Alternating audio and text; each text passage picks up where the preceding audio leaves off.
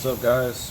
I want to put a video out there today just because there seems to be a lack of information on this engine as far as anything outside of the factory service information. The pickle I found myself in was somebody had timed this engine incorrectly without the tools. So when I got in here to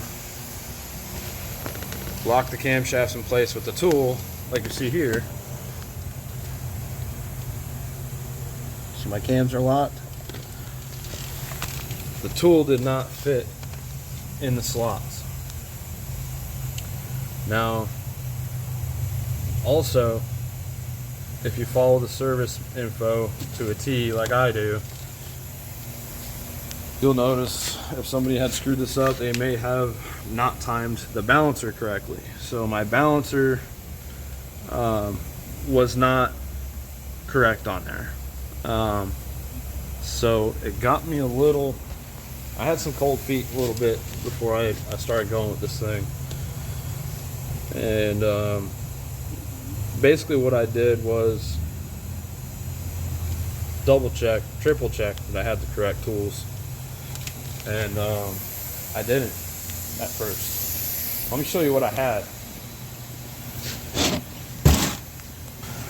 These are the tools I had. This is these will work on the older vehicles from what I found out. I've used these like twice. But what was important was this is actually the wrong length. This is the little stud that locks the crankshaft in place. And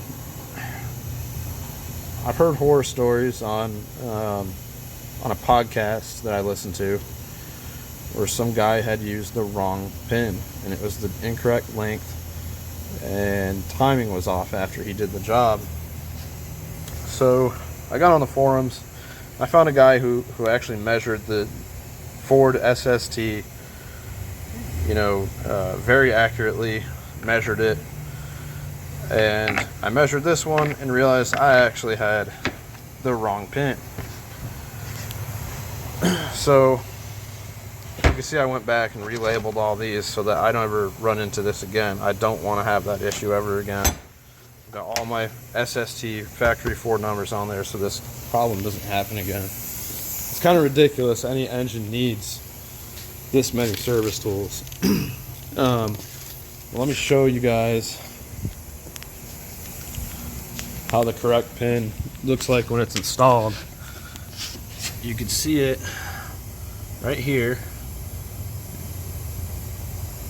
and you can see the pin goes into the crankcase and holds against the crankshaft. There's a flat spot on the crank.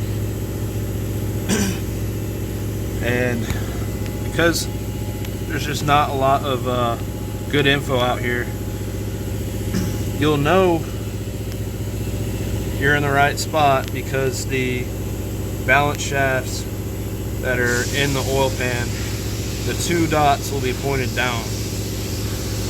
And I've also found bad information that said the dots should be pointed up, and that's not true. Those two dots need to be pointed down on those balance shafts under there. So also, let's see. So once I got my cams where I knew I was on the compression stroke, top dead center. Once I got my cams loose and got them where I needed them and locked this tool in right here, you can see it's slotted in. I actually took a cylinder leak down tester just to be 1000% sure the valves are closed and I was on the compression stroke and everything. I just stuck my leak down tester on there. I also dropped a sorry about that, guys. My phone ran out of memory. I had to free up some room to continue filming here. So anyways, I hooked my cylinder leak down tester up, made sure it held there. Of course, you don't need a fancy tool like this. This is my leak down tester that I used.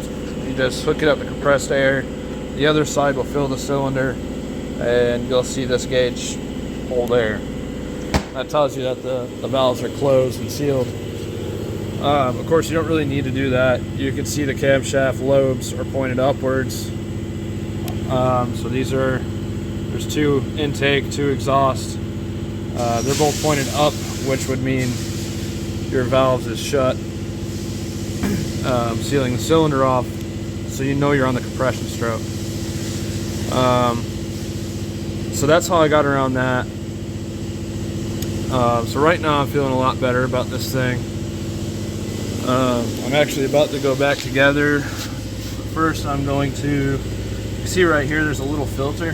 This is where the tensioner was. There's a little filter in here that I noticed, and I didn't see this in my factory service info. This is your turbo oil feed line. It screws in here behind it. I just unscrewed it. But this little filter, it's just a crude metal screen. I'm gonna go ahead and clean it out. And if you're doing this job for a customer,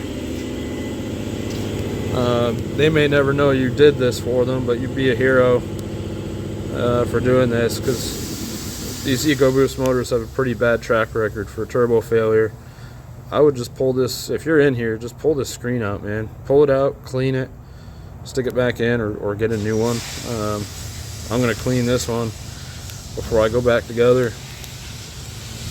And that's all I got for now, guys. I just wanted to put this out there because, you know, if maybe you have cold feet like I did, and maybe you got a car that somebody else already messed up. They don't call me that for no reason. I run into stuff like this all the time, and sometimes it scares me a little bit, and I just had to get out of my head, and we're gonna get it done now. That's it, guys. Have a good day. This is the tool that I'm using today. This is the correct tool for this engine. Really, if you do these engines a lot, I would just go buy the Ford tool. You know, of course, I got this on Amazon next day. It was convenient. It was affordable.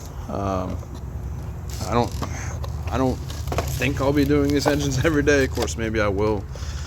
But if you do these a lot, just get the factory tool. Don't mess around with the incorrect length, because what happens is the part numbers for these aftermarket tools are different than the SST.